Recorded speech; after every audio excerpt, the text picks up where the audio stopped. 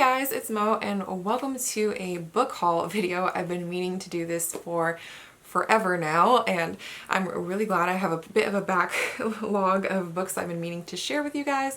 And wait a minute, I feel like the camera is a little crooked. I think that's good enough. But anyways, I'm going to be sharing with you guys the books that I picked up over the past like month or two. I want to say, first off, I want to say thank you to the couple of people that have purchased books off of my Amazon wishlist. It was so nice and sweet of you and very unexpected. And I couldn't remember if I had mentioned one of them or not, so I'm just going to mention again in case I didn't, and in case I forgot. I can't remember if I mentioned it in my last haul video. But the first one was The Factory by Hiroko Oyamada. This is the cover. It's a very short novella.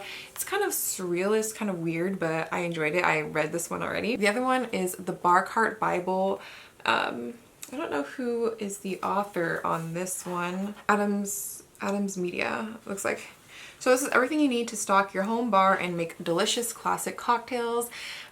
This book specifically kind of inspired what I wanted to do for my this weekend, this Sunday coming up. I'm going to be doing my very first live show and I wanted to make one or two of the cocktail recipes in this book during that live show. I thought it'd be fun for us to do that together. So I'm really excited because especially lately I've been really into trying to make my own drinks myself, especially since all the restaurants and stuff are mostly closed except for outdoor dining. So I've been taking advantage of making drinks at home. It's much cheaper anyway than going out. So once again, thank you to my subscribers who sent me those. It was very sweet. Now let's go into the other books. So the first books I'm going to show you guys are from Waterstones. So I put this order in and I have read one of them so far. I don't really order from Waterstones too often, maybe just like once or twice a year. I ordered, I think 6 to 7 books. A couple of them are pre-orders, so I don't have them yet. I'll show you guys them in future haul videos, but I really only buy books from them when when I want like the Waterstones exclusive editions. So the first one I got was the Ballad of Songbirds and Snakes by Suzanne Collins.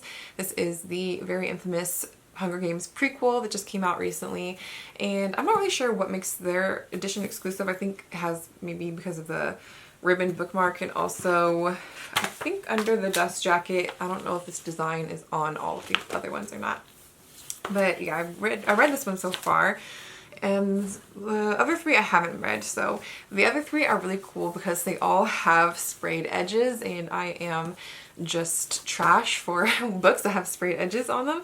I haven't even shown you guys yet, repurposed my little bar cart by my desk into displaying all of my books with sprayed edges, so it's really cool. I'll have to show you guys that sometime.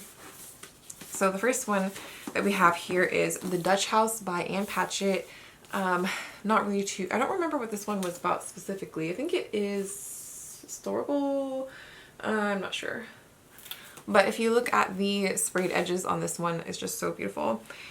Then another newer release is Dear Edward by Anne Napolitano.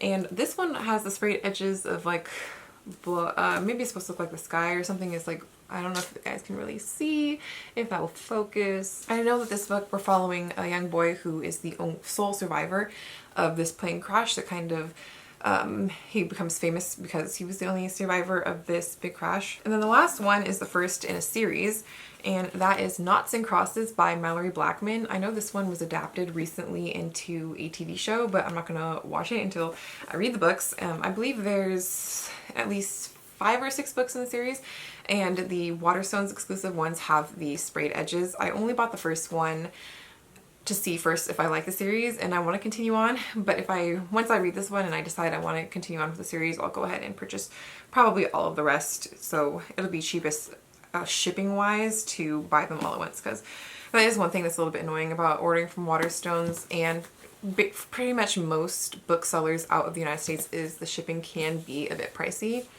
The same goes for this next set of books I'm going to show you, because they're also I think shipped from somewhere in Europe, and they're from Folio Society, and I'm really excited to share these with you guys. These are probably the most exciting books that I've purchased for this book haul specifically. I definitely do not order from Folio Society too often. I love their books. They're so beautiful, but they are definitely pricey, and I'm just lucky that I'm able to afford them because I do, you know, live at home and I have a pretty good paying job. Well, I'm unemployed right now, but when I was working, I was making pretty decent money. So, they had this really cool thing where if you placed an order, you would get a mystery book. And my mystery book was, I don't even know which way is up or down, but it's called Winter, a Folio Anthology. And this is just a selection of writings that have to do with the winter time, I guess. And so I feel like this would be a super fun, cozy read for when it's winter again. It's like middle of summer right now. But when winter comes around, I feel like this is something I'll probably reach for.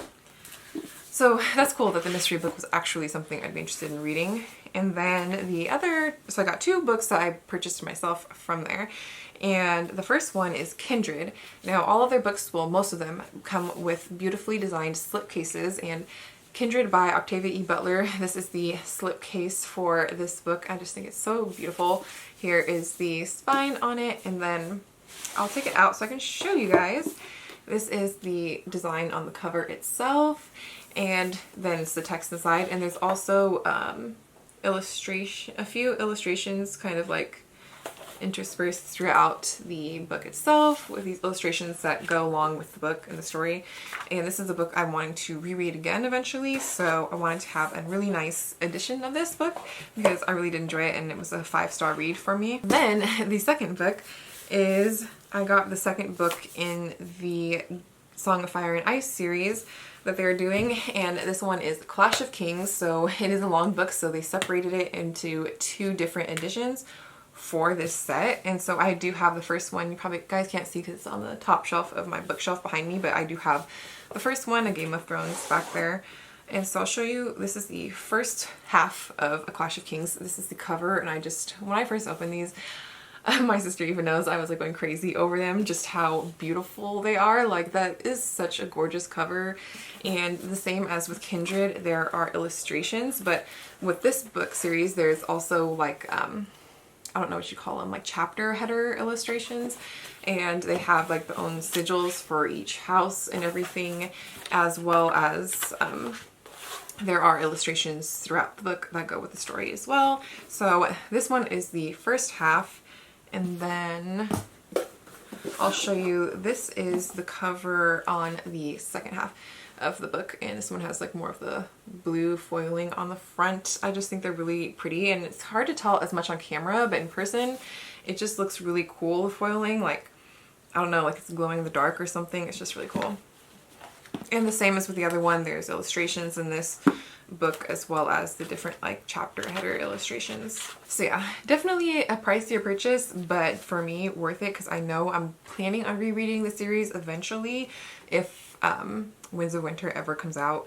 And this was all, I'll show you guys also the design on the slipcase. So it has this here, and with CK for A Clash of Kings, and then on the inside there is a illustration that is relevant to the book. The only thing is, I mean, they package their packaging so well, but somehow my slipcase got kind of messed up on the bottom here a little bit on the sides. Like, it kind of got crunched up, which isn't the biggest deal because when it's sitting on the shelf you don't see that part anyway. So that's just something to note if you are interested in buying books from them. Sometimes, you know, the slipcases aren't always in the best condition, but at least they help protect the books and they do their job. So the last set of books I'm going to be showing you guys are all from Target, and they're kind of inspired by me wanting to try to diversify my shelves a bit more. Most of them are books, I think most of them are books by Black authors, and they were having a promotion at Target of buy 2 books get 1 free, so I definitely took advantage of that. So I'll show you guys what I picked up. The first one is Black Fortunes by Shomari Wills. I'm about halfway through this book already. I'm having to pause it though because I'm taking part in the reading rush right now, but once that's over, or if I complete everything during that readathon, then I want to go ahead and finish the second half of this. But this is a story of the first 6 African Americans who survived slavery and went on to become millionaires. It's definitely an interesting read. So yeah, this is the first one I got. Then we have a short story collection. This is by Nalo Hopkinson. It's called Skin Folk. I haven't read anything by her before, but I did purchase Brown Girl in the Ring. I'm planning on, both of those books are going to be going on to my TBR for next month. I'm planning on participating in the readathon, that is a readathon all about reading books by Canadian authors, so hopefully I will be getting to this one pretty soon. Then another one with a really gorgeous cover, which most of these have really nice covers anyway, and that is Lakewood by Megan Giddings. And this one we're following our main character. Her grandma dies and their family's in debt, so she has to drop out of college to kind of just help support the family. Next we have These Ghosts Are Family by Maisie Card. This one I have heard so many things about. I feel like everybody is reading it right now and I want to know what it's all about. I think we're following like a man who he immigrates from Jamaica to England, but he ended up taking like his friend who died, his identity, and I guess like it's years later now and the truth of all this is coming out because I don't think his family knew about all of that. So I've heard good things about this book and I'm definitely interested. Next, I wanted to buy a nicer edition of this book that I read like last year I think it was, and that's Passing-Nella Larsen. I really love the cover on this one, and this is a very short slim book but very good one I plan on rereading again. We're following two different friends. One of them is white passing and it takes place in like the 20s, like the end of the 20s, and it's just definitely an interesting exploration on race, and I would definitely recommend this to you guys. Then we have The Shadow King by Maaza Mengiste. This book I don't really know too much about. I just know that it takes place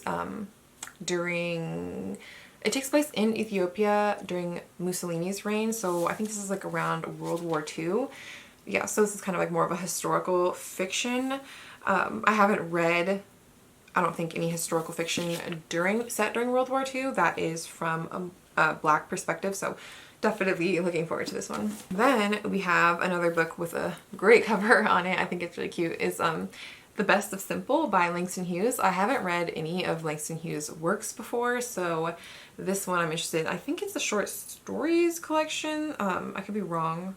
Okay, so his stories about Jesse B. Semple were first composed for a weekly column in the Chicago Defender. He's picked out his favorites from these earlier volumes, stories not only that have proved popular but are now part of a great and growing literary tradition. So yeah, like I mentioned before, I haven't read much of I don't think anything actually of Langston Hughes, so I'm interested to read some of his work. Then we have a book that I already read, but I did want to own a physical copy because I do plan on rereading it again eventually. I think when I first read this book, I checked it out from like the library or something, and that is Black Enough, and it's edited by Ibi Zoboi, but this is a young adult anthology, so there's a lot of different authors in here, like Justina Ireland, Jason Reynolds, Nick Stone, Tochi Onibuchi.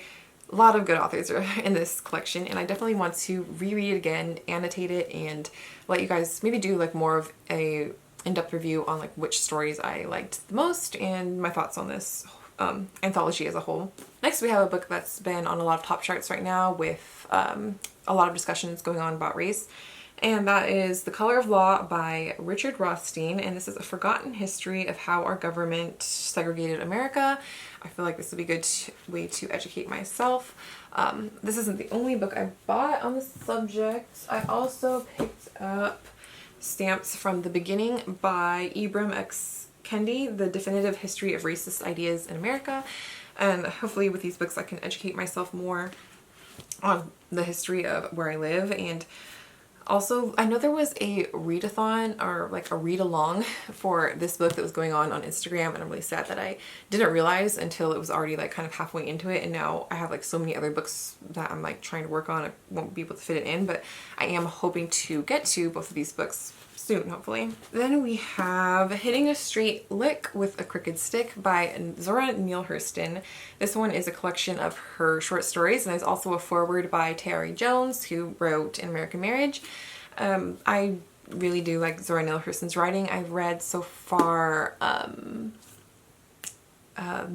Barracoon, I think it was called. It was like the story of the last slave in America, and also I read Their Eyes Are Watching God, which you guys know is one of my favorite books that I'm definitely planning on doing a reread of soon. So this one is a previously unreleased collection of some of her shorter stories, and I'm really looking forward to reading some more of her work. Then we have Monday's Not Coming, and this is by Tiffany D. Jackson. This is a young adult book.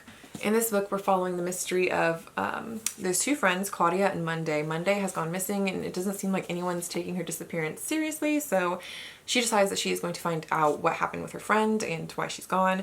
I've heard really good things about this book, so I'm definitely going to need to get to it soon. Then we have another newish release, and that is The Secret Women by Sheila Williams. In this book, we're following a group of 3 women. They meet each other during a yoga class, and they become friends, and they discover that all of them are dealing with having lost their mothers recently. So this one is, it just feels like such a good like friendship, uplifting friendship group book, and I don't know, just I really want to read like a book with a really good friendship group in it, and I feel like that this one will hopefully hit the spot for me.